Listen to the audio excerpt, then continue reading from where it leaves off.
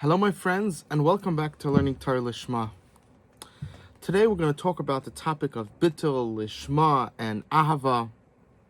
Bittul, the word bittul, and what it means when you're talking about a human being or Hashem. Lishmah, when we say learning Torah Lishmah, what does that mean? On the first level and the levels after that. And ahava, right? We all know that loving Hashem is so essential, and especially the Heilige Baal Shem Tov, he put a huge dagesh on it. He put a huge emphasis on it, as opposed to the Litvish that says, don't worry about it so much, even if you have it sometimes, that could be enough. The Baal Shem Tov says, no, it has to be something that's a constant. You understand? You really need to focus on it. And, Litvish, they talk about yira, fear or awe of Hashem. And Hasidus focuses on ahava, love of Hashem. Not that yira is not important, of course it is, but where do you begin? You understand? If you don't care about someone at all, then what's the reason that you're going to fear them, right? Because you love your wife, now you're afraid to lose her. But you can't be afraid to lose her if you don't love her. You understand? So this is how Hasidus approaches it. And Litvish just start off with the fear of God's great power and whether you like him or not. He told you to do this, and if you don't do it, this is what's going to happen. They're both true. But the question is, which they're both true, but you have to pick one. So Litvish picks the yira first, and Hasidus picks the ahava, the love first. So now let's begin. The word bittul, nullifying yourself to Hashem. So in essence, the word bittul is a very, very unique word that in its true essence, the word is it only applies to Hashem. Because only Hashem is 100% of the time 100% correct. Any human being, besides that, any human being is prone to mistake, but even when they do something right, there could be many mistakes in it. And in the way that they do it, in part of the outcome, many different aspects. Only Hashem is truly right. Now, this is tremendous. It's a very, very important to understand this distinction, because today we have the people say, in Hasidus, it's very common that you'll hear this, and even now by the Litvish, and I'm sure by the Sephardim as well. I'm not so much in the world so much, but I can imagine it's similar to Litvish. They dress the same. They basically, the Sephardim took on the Litvish Shita, basically. So this approach, that bittul to atzadik, that emphasis, I think, is incorrect. Now, meaning the way that it's promoted, as you just have to be mavatal 100%, and that's incorrect. Bittul to atzadik can never be more than 99%. Because as a human being, you're always prone to error. Even if you're an angel, you're not God. Only God himself, only Hashem himself, has the ability to always do the right thing and to never make a mistake. That's an ability that only Hashem has. And even if Hashem, we find in the Gemara that Hashem is upset that he created the Yetzer Hara, the evil inclination. Yes, but at the same time, if he wants to create beings that could have the maximum pleasure of God, there needs to be that ability to do wrong, and therefore the Yetzer Hara needs to exist. And unfortunately, many people will fall to him. You understand? So just because Hashem is feeling bad doesn't mean that the decision was bad. So this is extremely important. Let me explain a few scenarios as a human being where bittul to a wise sage or a wise rebbetzin or a wise person is important. There are a lot of people today, that find themselves that they're not able to think properly. And when a person isn't able to think properly, they don't have proper critical thought, thinking, either in all areas of life or in many or in a certain area. They need to find someone that's trustworthy, that does have, that is healthy, critical thinking all over in all his aspects in his life. And they need to just listen until the brain goes back on to the right track. Sometimes the train gets knocked over and it's moving like this and things are falling and it's swirling and everything. You see these cars, the police chase, and they hit the car and the car flips over and the guy's still pushing on the pedal and it slightly hits the side and vroom, and all these crazy things are happening, right? You need to get back on track. You need to get back onto the road. So you need to be mavat yourself until you see your mind is back on track. So there is such an idea of bittul, but we have to understand that that bittul, when we're talking about to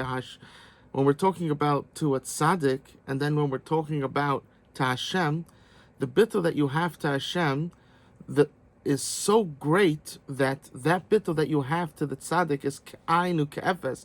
It's like utter nothingness. It doesn't exist compared to how you're supposed to nullify yourself to God's will.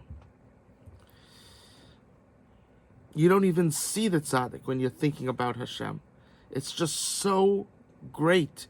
It's so awesome, You see like the sun, and then you put like one of these stars that they're so big that you don't even see the sun. You don't even see our whole solar system. The whole Milky Way disappears because of that great planet that's out there. You understand? So that's Hashem. Everything disappears before him. Who could stand before him? That's it. Everything becomes utter nothingness before God, before Hashem. So we have to understand that when we use the word bittul when referring to Hashem, that word, any word that we use when referring to Hashem, it means a completely, the elevation of that word is so high, it's so different than when we use that same word and we're referring to Hashem. It's completely different. It's two separate worlds.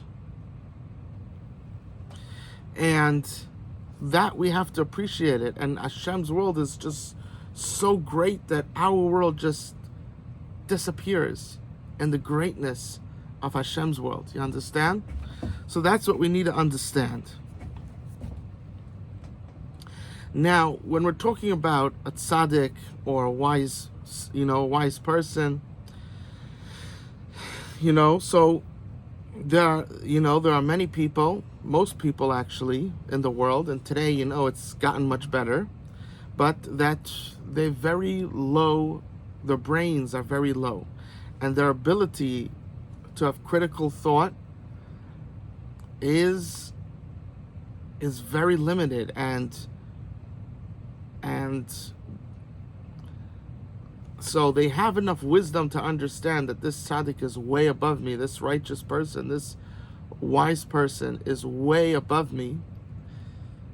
So they're able to realize what they're lacking, and therefore I should just do what they say. Now, if that person just says, go kill these people for no reason, we understand that that's an issue, you understand? But generally, right, if they're actually a righteous person, they're not going to say that, right? So a regular person is able to differentiate between things that for sure, if someone says that is wrong, and in other areas that they're not able to think through on the level of the righteous person or the wise person, that they listen. You understand? Now, with the, in first world countries, we find, a lot of the first world countries are bringing people in from second and third world countries, especially the third world countries, you understand? That, so now a lot of the first world countries are filled with people with very, very low IQ. And they're just repopulating and taking over, and eventually, what they do is they enslave the smart people, like what's happening in Iran.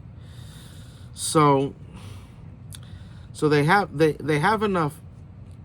Their brain, they can't come up with the atomic bomb, but they know how to control people, and they understand what an atomic bomb could do, and they could control the people that can make it and force them to make it. You understand? So that's what's happening. We see it b'chush. The reality is before us.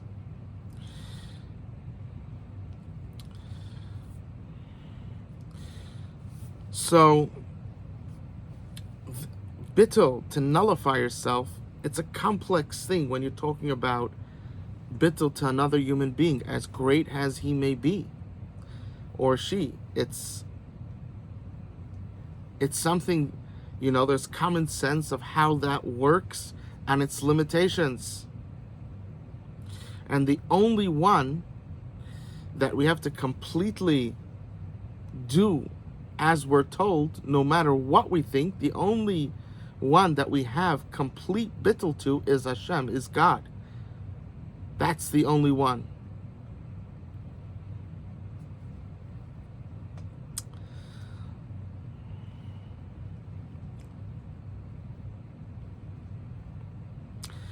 Today we, the word kavod HaTorah is used a lot. Kavod HaTorah, honor the Torah scholars, the creator of the Torah, Hashem. That's what it means. But I think that we also have to start using more the phrase Kvod Shemayim, Kavod Hashem, Kvod Shemayim, because when we're talking about Kavod Hashem, when we say Kavod HaTorah, the problem is we're not focusing, we're not lasering in on Hashem, on God. And it's very important to realize the distinction between God, Hashem, and everything else. There's a big, big distinction that needs to be made, that needs to be understood, and that people need to do.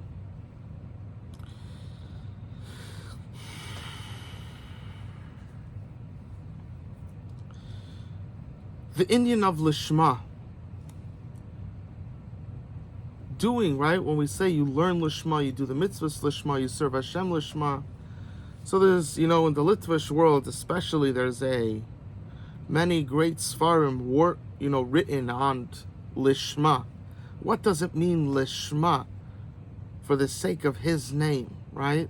What does this mean exactly, right? There was people that thought certain things, and they were proven to be wrong. People that thought if you have any hana, then that's an issue. That takes away from the lishmah, and we have the great Litvish masters that come out and say no. That the hana it's what Hashem wants you to experience. You understand? That's part of lishmah. So, it's a topic that has, especially in the Litvish world, that has gone very deep. And that's because in the Litvish world, you're starting from yira. That's the starting point. Fear, awe of God. That's the starting point. Right? For most people, it's fear. For unique individuals, it's awe. That's how it starts off. You understand? Yira. That's the starting point. Whether you like Hashem, whether you don't like him, doesn't make a difference. He's the king, he's fully in control, and you better listen to him, or else. And after you listen to him, you start to be noyam, you start to have the taste, you start to feel the pleasure of spirituality, of serving God, of being a good person, and you come to love Hashem. Because Litvish starts that way, the question is very big. In that stage, before you have ahava, before you're in love with Hashem, what does lishmah mean? Meaning, by the Hasidim, that the stage starts off with ahava, right? Hasidus is telling you, start with ahava, right? Why are you afraid to lose, right? Because you love your wife, you have fear to lose her. Why? Because you love her. If you didn't love her, you would say, who cares? You understand? Who cares if I lose her? I don't really care about her anyway, right? So, Hasidus is saying, love Hashem. So now, when you talk about the word lishmah, when you talk about doing things lishmah, you're like, it's already starting at ahava, it's already starting at love. But by Litvish, since their program, man, both of them are correct. The Baal Shem Tov, in his, he was a great makubal, and in his awesome wisdom, saw that in his days, and all the way till Mashiach comes, until the end of days, we need to use the method that ahava starts first. But Litvish, that don't recognize the Baal Shem Tov as a figure that you have to, and they just continued with what they start off with Yira, which is also a method, that they use, and they don't think that they need to change. You understand? So if you start off with ahava, so then the Shema is simple, right? You love Hashem. You do things for the sake of Hashem. You love him and you do his ratzon. It's very easy to explain lishmah. For his sake, because you love Hashem, you do the mitzvahs. But Litvish that are starting off with yira, fear, awe, that's where they're starting off with. What does lishmah mean? And because of this, Litvish have, extensive work on this matter, while Hasidus doesn't. Because in Hasidus, everybody is starting off at some level of ahava. That's the beginning point. If there's no ahava, then that's the first thing that needs to be tackled. And this is a point that even Hasidim today, they've forgotten. The difference in the ideology and the hashkafa of where we begin with ourselves, with our children, with other people.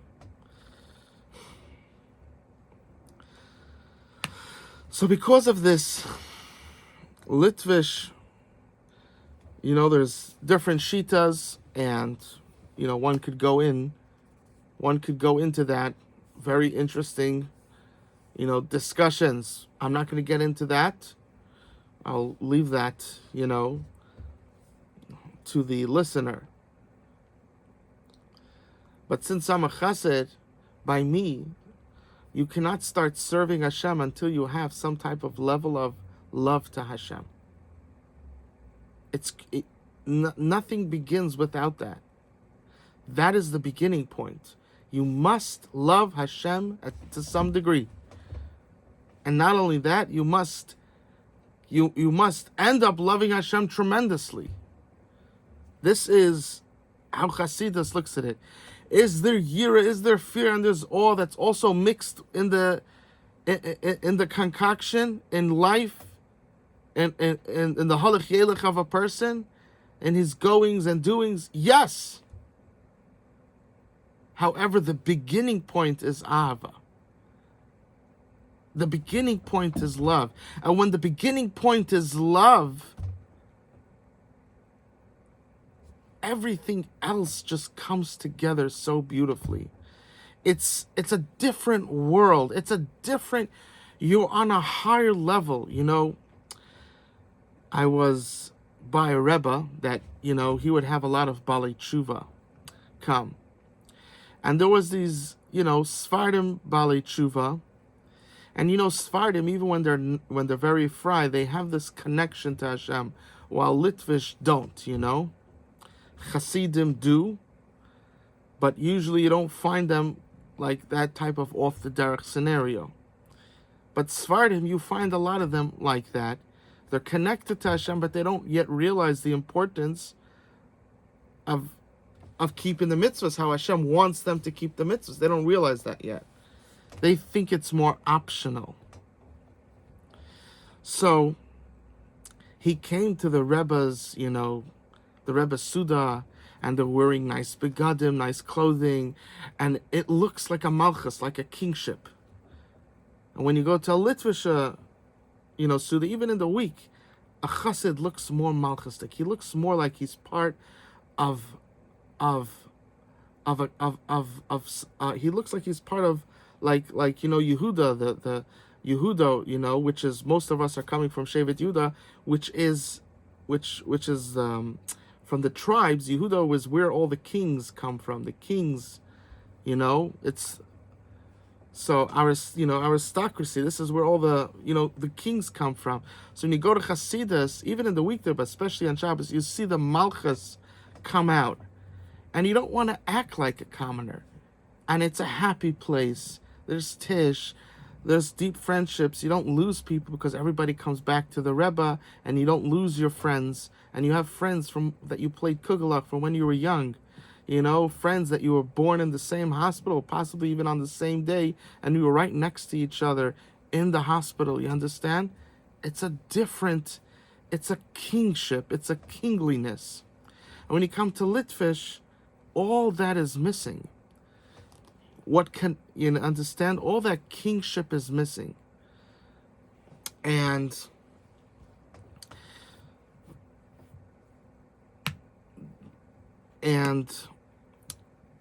so this Svardi that was coming back to Hashem with his great awesome heart, he was like, after he was by the Shabbos Suda, right?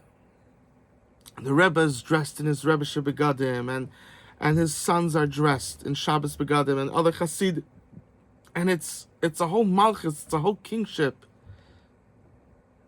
He said, I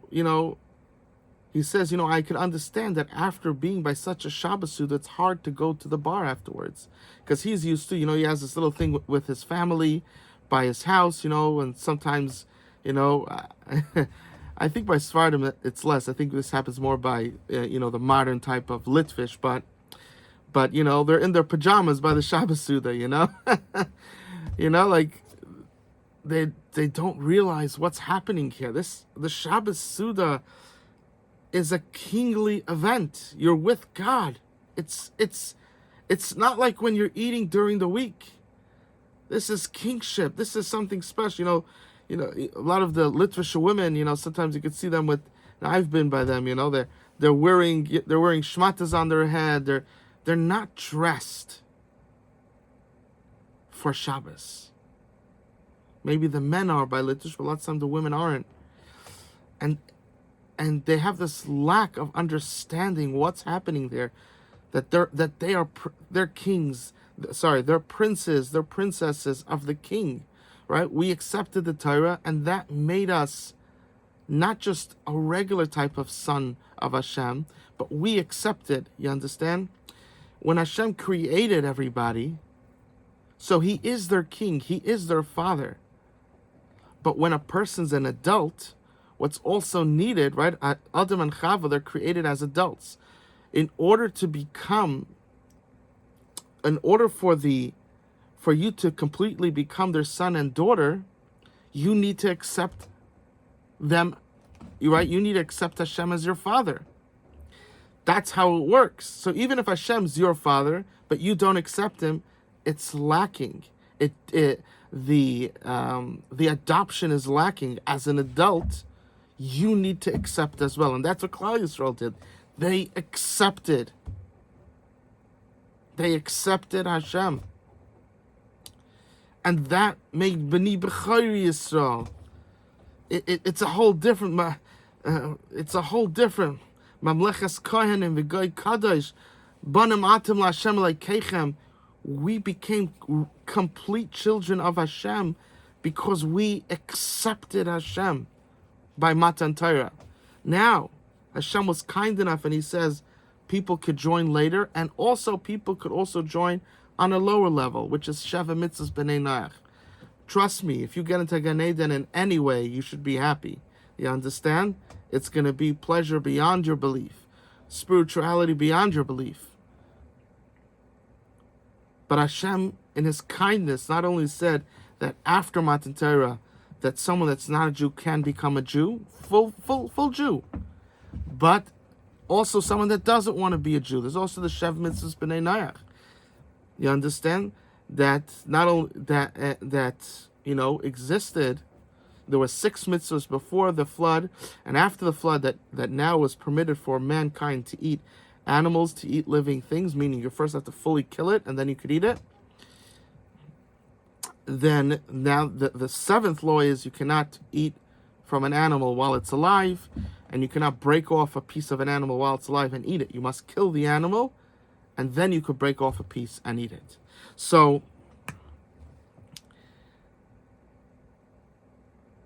Klal Yisrael is Banim Atem LaHashem Elokeichem. We are Hashem's children because we chose Hashem. And on Shabbos, we're having a Suda with Hashem. It's marvelous. It's absolutely amazing what's happening there. The Shechina is there. Hashem is present. Just like we say, like by Bris Milah, Eliyahu Hanavi comes. By a Shabbos Suda, Hashem Himself comes. And people don't realize that. People don't realize that. And they could sometimes be dressed in rags. They go to a chasana, they dress up all fancy. But by the Shabbos Suda, you can't recognize them. They look so different. So, when this Yid, he was, right, when this Svardi Yid that was coming back on there, a young guy, he said it's, after a Suda like this, you understand? Acting malchustic, dressing malchustic, behaving malchustic. It's not so easy just to go to a bar afterwards when everybody's dressed in rags or clothing that everybody else dresses in, not a Yiddish clothing. We're princes, we're princesses. It needs to be different. You dress long. Even in Hasidus, you feel the people with the jacket keeps getting shorter. The women, you always a princess doesn't have her legs showing, even if it's mutter. You don't have to have it that the skirt just goes down to covering your knees. It goes all the way to your ankles, around the ankle area. Malchustic. You're a malka. You're a princess. You're not there that all the riffraff could just look at your legs and look at your body. You want to attract a higher sort person, a holy person. And those type of people respect when a woman has tznius. You understand? Modesty. They see you're not just showing off your legs. You're not. Your arms aren't. The skirt doesn't. The sleeve and the arm doesn't just cover the elbow, but it goes all the way to around the wrist area. You respect yourself. You respect yourself. The clothing doesn't have to be tight, that your whole body parts are protruding, and everybody's gazing at you. That's the way a lowlife acts. That's the way women that want to pick people up on the street act. It's on, but it doesn't have to be tight. It doesn't have to be completely loose, but it doesn't have to be this tight that your whole chest and all the parts on it are showing.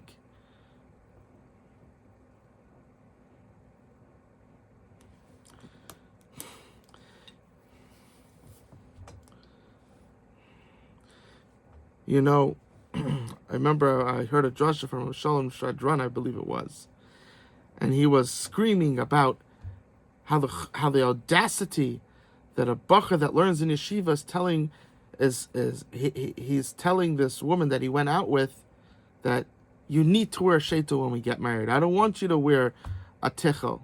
You need to wear a sheitel. He says, you know, because no one could argue that it's more tznius to wear a tichel. I'm not saying it's usher to wear a sheitel. That's not what I'm saying. You know, Hashem did make a loophole because he understands that for many people that's very difficult. You understand? I'm not saying it's usher. But no one can argue that it's more tznius to wear a tichel, not to wear a sheitel. No one can argue that. And when Shol Shadran, he was saying, how could it be that a person that learns all day, that he, as a Talmud Chacham, is telling his wife that I'm only going to marry you. You need to put on a sheitel. How could it be? And this is like a given today. You understand? Like today, like the Shatchanim know that the boy won't even go out with you if you're not going to wear. They don't even have to discuss it anymore. It's such a, if you're not going to do it, there's no point of us going out. You understand? It's such a given. It's such a given. The lack of respect for modesty today is so accepted. It's such a given. No one's fighting back against it.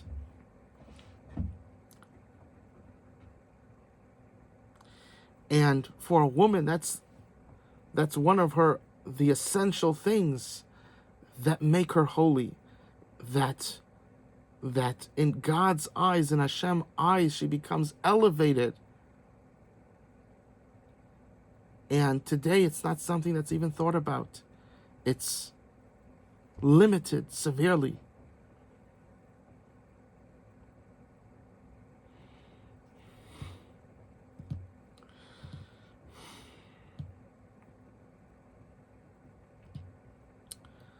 So getting back to, so in this Sephardi, Baal Tshuva, he sees the Malchus. You know, just to go back to that. Not only, you know, they talk the bulletproof stockings, you know, the black stockings, because then the feet don't show. So a Hasidic woman, girl, and really any Jewish girl, not only should they be wearing black stockings, not to see through, but they should also be wearing a skirt that goes to around the ankle area. And just not be thinking about showing off your legs. And the same thing is with the arms. This, and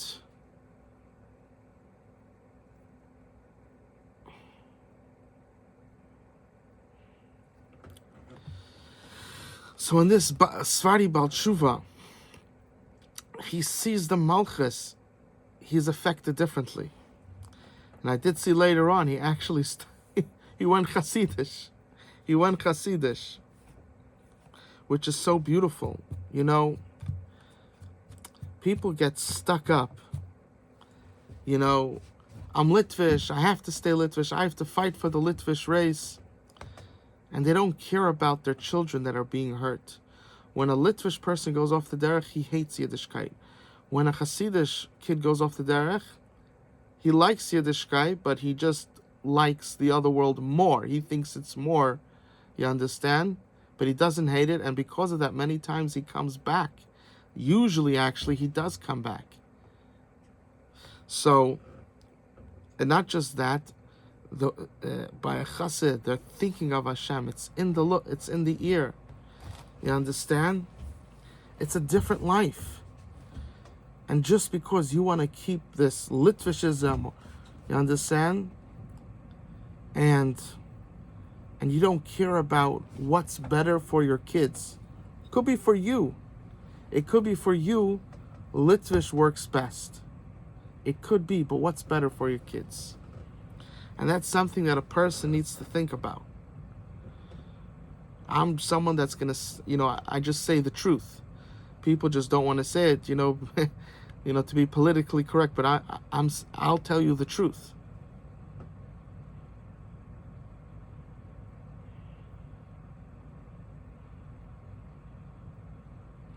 The Baal Shem Tov HaKadosh, which also the Hasidim themselves, they're losing their way. You understand? They're forgetting what Hasidus is, and they're becoming Litvish. The Baal Shem Tov HaKadosh, he was a great Makubal, but he focused his powers of Kabbalah to realize what the nisyanos, the challenges that will be in the end of days, and from the different Jewish ideologies, the different approaches, like we just mentioned one before, which ones should we use? And that's what the Baal Shem Tov did. Now, did some people go a little crazy and they started to say, they think that davening Shaloi Bizman is okay? There's a difference when someone does it, but he knows he needs to do tshuva for it, or someone that does it and thinks he doesn't need to do tshuva for it. There's a big difference. You understand? Is that an issue? Absolutely. And that whole ideology has nothing to do with the Baal Shem Tov. It started because simple people started to do that, and then because simple Rebbes could, in Hasidus, it's possible for a simpleton to become a Rebbe, and so that eventually even came to big Rebbes. You understand?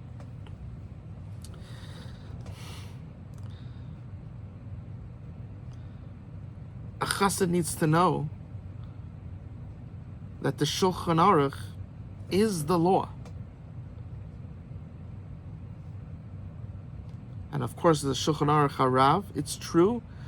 So if you're a Lubavitch, then it's you're very focused on the Shulchan Aruch Harav. True. But we have to know that the Shulchan Aruch is the real law. So when you have the Shulchan Aruch Harav, where he writes on all of Halakha, and he really was a great Talmud Chacham, and he gives, he goes deeper into the actual psak. So you're following him. That's amazing. But we have to remember that the Shulchan Aruch is even greater than the Shulchan Aruch Harav. The Shulchan Aruch Harav is an Achron, and the Shulchan Aruch is a Rishon. There's no comparison. There's no comparison.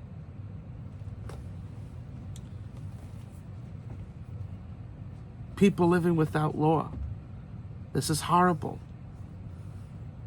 Because of this, it gives a great reason why someone shouldn't become Hasidish, which is the greatest bracha of the Baal Shem Tov that he gave to us, the biggest blessing of Hashem, that he gave us the Baal Shem Tov, that gave us this amazing wisdom into the future, that we see everything coming true.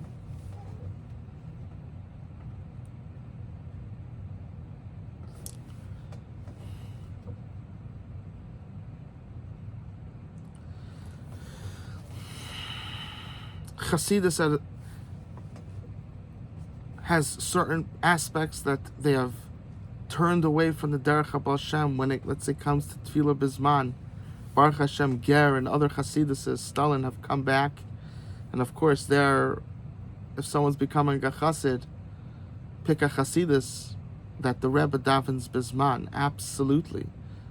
The Rebbe has no right to be an exception. People are going to say the Satmar Rebbe, he was a very holy person, but he was an istinus. His mind had certain psychological problems. And because of that, it caused him, when you're an istinus, I don't remember how to say that in English, but when you're an istinus, it causes you, against your will, to have to do things. You're afraid of this, of that. It's a problem. So you can't bring a raya from someone that's born with a certain mental issue. Although he was a great tzaddik, and many times he had Ruach HaKodesh, no one questions it. But also in the Gemara we find one of the Amiram was also an istinus. He's an Amira, he's able to be Mechai Meisim. You understand? But he was also an istinus. And you understand? And even if you find a Talmud Chacham that wasn't an istinus and they still did it, he was wrong, no matter how great he is. The Rebbe, if you're picking a Hasidus, the Rebbe himself, not that he tells the Hasidim they need to and he doesn't, he himself must keep the Zman. Absolutely, without a question. And Baruch Hashem, today we have, Ger might be the biggest Hasidus in the whole world, so I think it's bigger than Satmar. I believe it's so. It's either Satmar or Ger, but I believe Ger is the biggest. You need to, so there you go. And you have Stalin, there's other ones as well. So just to say, because certain Chasiduses, you have many small Chasiduses that are not makbid on Zman, to now, look down upon all of Chasidus when the biggest one does, and many others do, many other small ones as well do, is just being dishonest. You have to look at the ground, what's happening today, and make a decision on that. But at the same time, it also gives, you understand a little bit, that someone that's Litvish, that sees the truth of Chasidus, he is hesitant to become a Chassid because of this. And when you mess with Zman, you're messing with Shabbos, which is Kares. You're messing with everything. It's a big issue. So you join a Chasidus that the Rebbe keeps the Zman, but at the same time, you respect. Just because someone's doing something wrong doesn't mean that they're not doing anything right. They're doing, so you have these great Rebbes that are doing so many good things. In this aspect, they're making a mistake. It doesn't mean that they're a bad person now. And you could go to them, I've gone to the Amshinov Rebbe, I've gone to Tzadikim, that the Zman is weak by them. Many Inyanim of the Zman is weak. And you go to them, you see the Kedusha, but you're part of this Chasidus. We do keep the Zman. And and when the child's young, you just say, we do keep the Zman, we're part of this Chasidus, and you respect them, the other tzaddik. And when you get old, you realize that, you're able, when a person's young, when someone makes a mistake on a constant basis, we think the person has to be a Rasha, even if the person makes one time a mistake. When you get older, you start to learn that it's not that way. It's not that way. And ultimately, that's something that's not for us human beings to decide about a person, but rather Hashem makes those decisions.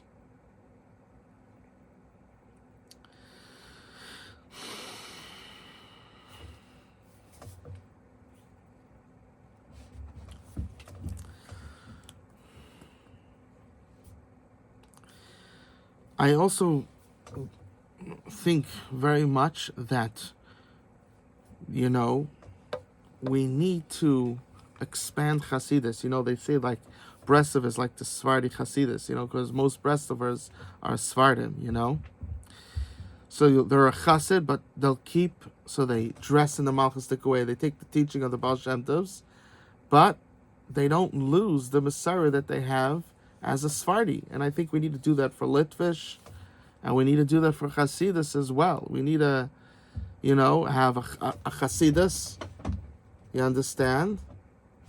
We need two ways. Either the Litvish and Sephardi also start dressing like Hasidim and they become Malchustic, or we have a Rebbe that, that incorporates both groups, the Hasidus, the Litvish, the Sephardi, you understand? And it's difficult. It's much easier just to have one thing, absolutely. But, we're in the 21st century. And we, sometimes, and things need to be done in a more high, sophisticated way. I was in a shul in the Five Towns. I forgot what's, in Lawrence over there, right? And the shul there, I believe it belongs to, there's these Hasidim that bought it. It used to be a bank. There were people bidding, and these Hasidim just decided they're just going to, no matter what happens, they're going to bid it out. And that's what they did, because they wanted to build a shul. And now it's a shul there. They have food there all the time. There's minyanim all the time. They give free wine for Shabbos. And beautiful place. Absolutely beautiful. And there, they have this spinning board. And whoever davens for the Amid, they do their nisach. So Sfarad is for Hasidish, Sfardi is for Sfardim, Ashkenaz is for Ashkenaz. So when a Sfardi davens, then you can have duchening. So it's very nice, because in the shul, you don't have to go find the Sfardi shul to hear duchening every day. You could just be there, and and it's easy to hit one of the minyanim that are having duchening, and you could be blessed by Hashem through the koyanim. So it's absolutely amazing. You understand? This is what we need to be turning to more. Now, it could be that, or you could have three different ones. One's Sephardi, one's Ashkenaz, one's this, or you could just have you could have that, and you could have other Bati Midrashim that have the swirling thing. However you incorporate it, but things need to get more sophisticated, because everybody needs to be brought into the fold of the Heilige Baal Shem Tov HaKadosh. Because the Baal Shem Tov HaKadosh was a great Mekubal, and of course there's many Litvish and Sephardi Mekubalim, but the Baal Shem Tov was unique in the way is he focused all his power to seeing what is the Yetzer Hara going to do in the future, what are going to be the challenges, and how to face it. And everybody needs that, not just Hasidus, but everybody needs that. And Hasidim themselves have to remember that.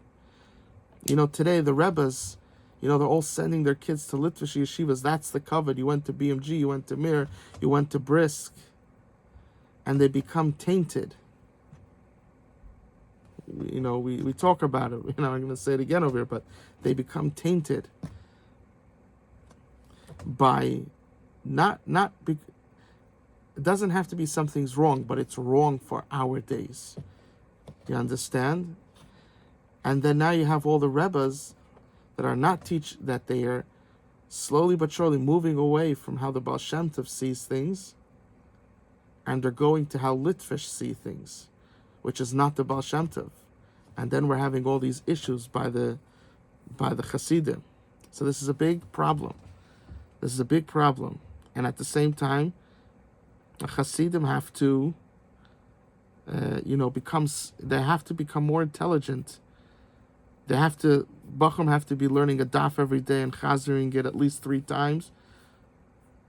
They need to have once a month or once a week. I would say once every other week, the most, or once a month, an Ian share. But to have every single day, you need to cover ground. There's no time to have Ian every day. There just isn't enough time in the day. We need to be learning a tremendous amount in Gemara and Halakha and Hashkafa and Musar. There isn't enough time that every day doing Ian. Should they know how to do Ian? Absolutely. Have it once every other week, once a month. Absolutely. But Bekias is king.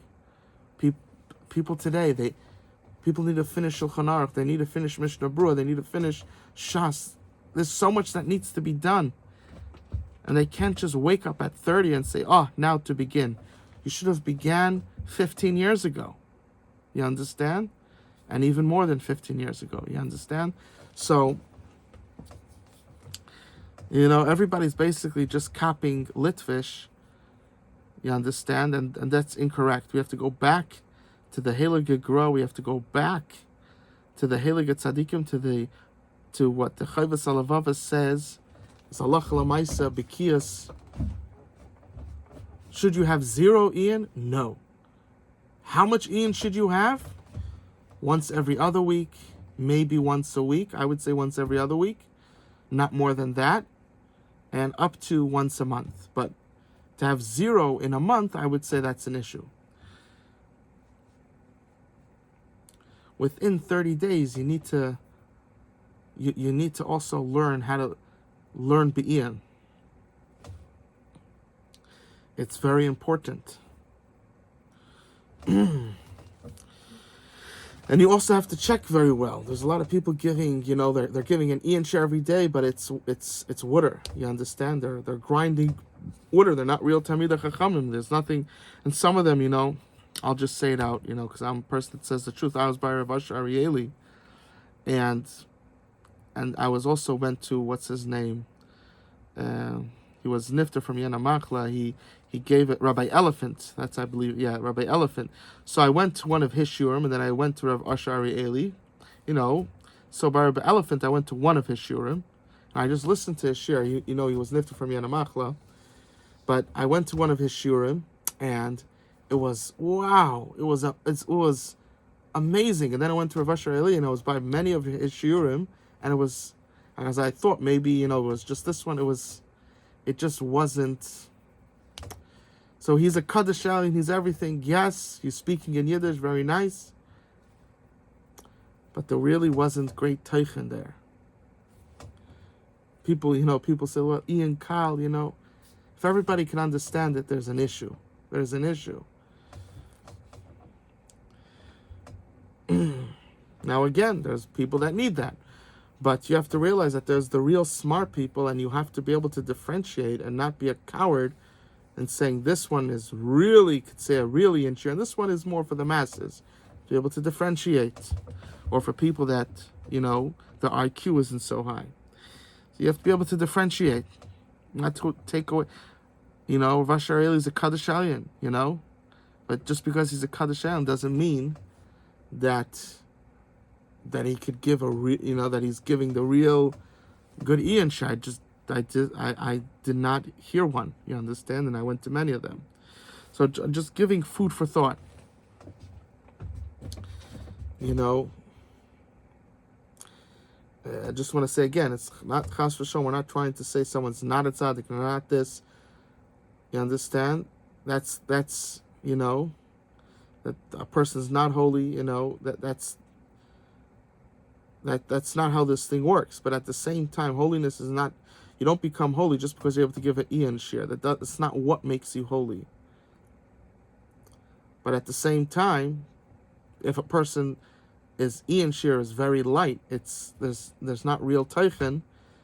Don't lie and say it is just because he's a kaddish. You understand?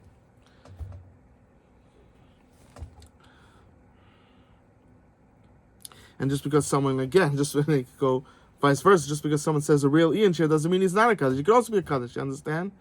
We have to realize these things, and we have to realize it for ourselves, and when it comes to other people. I want to talk a little bit about ahava, loving Hashem. What's the difference if someone in general serves Hashem out of love or out of fear or awe, right? There's fear and awe, then there's love. What's the difference? It's true, right? That's right. If someone had fear or awe and he just did it, that he'll also get into Gan Eden. He did keep the Torah, absolutely. But someone that loves Hashem will be able to fly through all the heavens. You understand, right? When a person first gets married, you understand? The wife has such a love for the husband has such a love for the wife. They don't even think about it. The wife says, "Oh, I forgot about this," and he has to drive back and right, for people that are already married, a year or two, they're like, "This is crazy." But when you're in that intense love, you don't see that. You understand? So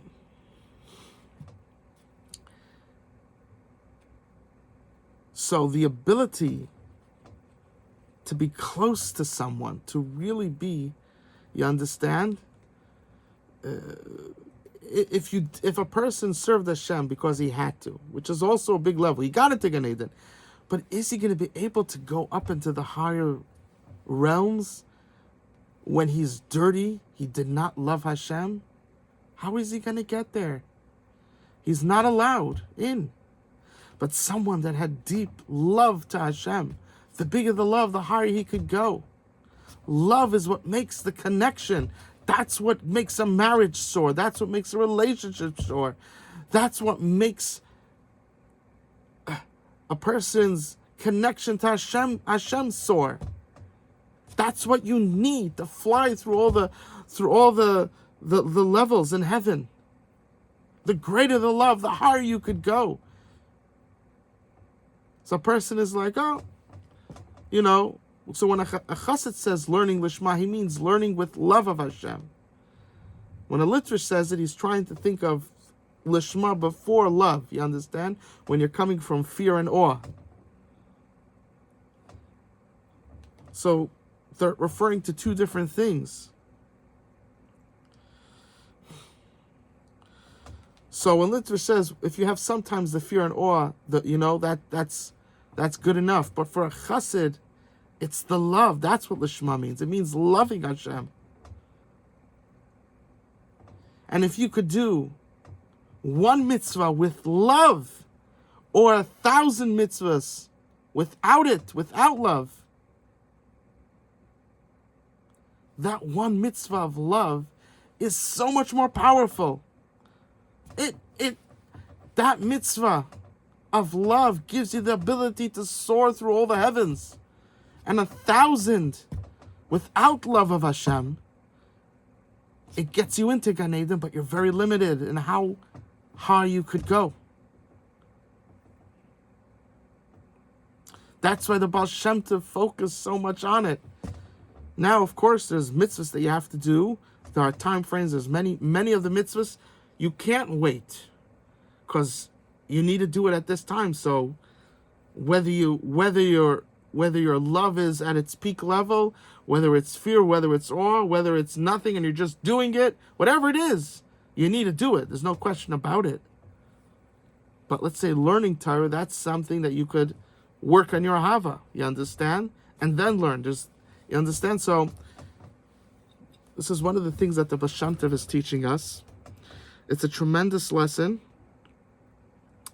And it gives us a little deeper understanding. I recently made something about talking about Elon Musk when he made the statement, and when smart people say something, especially our holy sages of the past, even today, but especially of the holy past, when they say something, you have to understand these are people, they're so high, and just to throw away the word so easy because of one shear that we heard, it's unwise to do that. There's great deep meaning behind what they're saying. We have to learn to appreciate it. And amidst Hashem with us doing this, we should be Zaycha to the Binyan Beis HaMikdash, to Mashiach B'meher V'yameinu. And that was the goal of the Heilig Baal Shem Tov, focusing on how to maximize in speeding up the redemption, that we don't have to wait to the last moment when it's going to come, because it's already 6,000 years, but that it should come a bit earlier. We don't have to wait till the last Yid is killed by a guy. It's Hamas going killing people. They just killed some Americans. That radical Muslim group. They killed some just regular guy, and they killed. We don't have to wait till that last moment when good Goyim are being killed, when good Jews are being killed. But Mashiach could come a bit earlier, and less people could be hurt. May it happen, and may we be blessed with the Mashiach, the Messiah, coming. I love you, and Hashem loves you more.